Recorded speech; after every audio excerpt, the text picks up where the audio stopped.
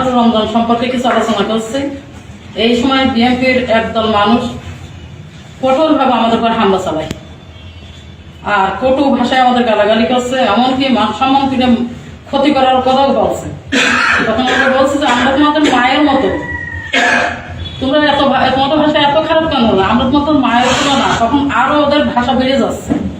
এরা করতে করতে আমার একটা কর্মী জামাত ইসলামের তার পায়ে বাঁশের লাঠির একটা আঘাত করলে ঝাঁটা আন্দাজ দিব তার ওনার খেয়াল করিনি, বাঁশের আঘাত করেছে এইখানটায়। এবার আমার ধাক্কা দিতে দিতে একদম মেন রোডে গালাগালি করতে করতে আগে পরিচয় দিই। আমার সিনে ফিরেছে, তারপরেও আমার পাশে আমার নেত্রী ছিল, এই দুই মাপের সাথে কথা কাটাকাটি আছে, হতে হয়তো আমার রোডের উপর নিয়ে আসে। নিয়ে এসে যখন আমি বলেছি, আমি যেটা সত্যি কথা বলছি, বলেছি যে আবু জেহেল এত খারাপ ছিল, তার মানে এত ভাষা মানুষের দেয়নি। সাইবার কি করলে আমার কানে সাইকে দুটো চড় মারলে বাম কানে, মেয়ে আমার গায়ে ছিল ওই সময় ওড়নাটা এরকম ভ্যাকসাতে ঘুরে কেটে আমার রোডের উপরে মাথা উলঙ্গ করে আমার দাঁড় করে রাখলে। তখন আমি বলছি আমার পর্দা দাও, তোমাদের বাড়ি মা বোন আছে, তোমাদের একটা ইজ্জত আছে, আমার পর্দা দাও। তোমরা কি বলতে চাও যে এই পর্দা কেটে নিয়েছিল, ওকে পর্দা হয়ে গিয়েছে? না, সময়ের আনহুর অনেক নির্যাতন হলো, কিন্তু তিনাকে আল্লাহ পর্দা করেন, যতই তারা করুক, তোমরা আমার পর্দা দাও। তখন আরো ভাষায় গায়ে দিলে যে আরেকটা ছেলে এসে তার হাতে উন্নাটা কেড়ে নিয়ে আমার মাথার উপর ফেলে দিয়ে বসে, খাবা তুমি বাড়ি ফিরে যাও। এইবার আমরা বাড়ি ফিরে আসছি, তখন ওরা আরো অনেক হুমকি আমাদের উপর শুরু করে দিয়েছে। জামাত ইসলাম আমাদের নামে যে কুৎসা রটনা করছে, রাজনৈতিক হাসিলের চেষ্টা করতেছেন, বেহেশতের টিকিট দেবে বলে মেয়েদেরকে বাড়ি থেকে আমাদের মা বোনদেরকে ডেকে নিয়ে যাচ্ছেন, তাদের কাছে বিভিন্নভাবে অর্থ আদায় করতেছেন। ইয়ানতের নামে যে অর্থ আদায়গুলো করতেছে, এগুলোর আমরা তীব্র প্রতিবাদ জানাচ্ছি এবং নিন্দা জানাচ্ছি।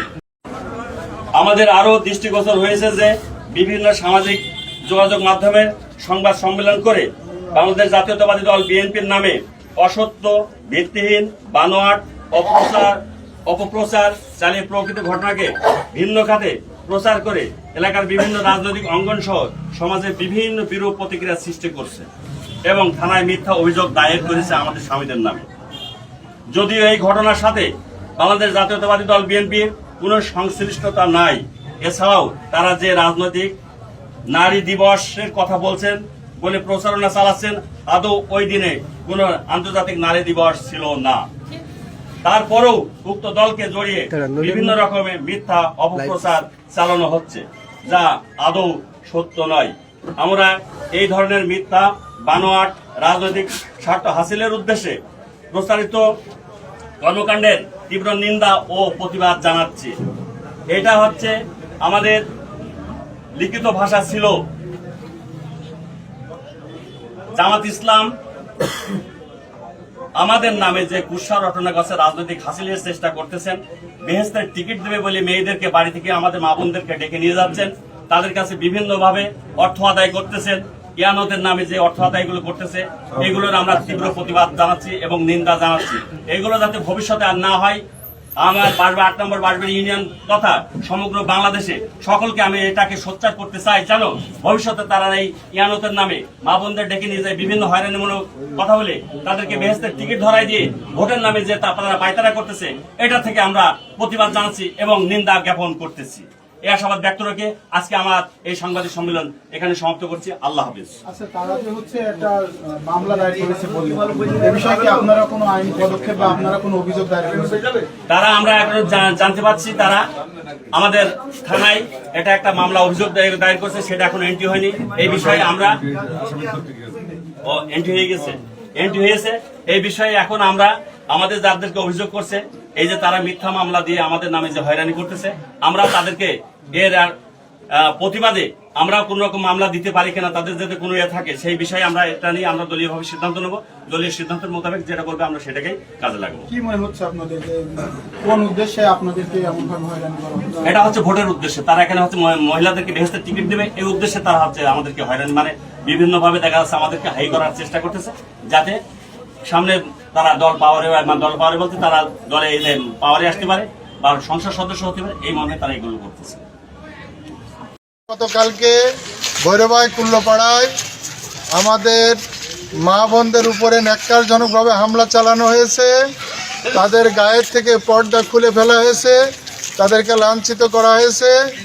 এর প্রতিবাদে আমরা আজকে একটা বিক্ষোভ সমাবেশ করেছি।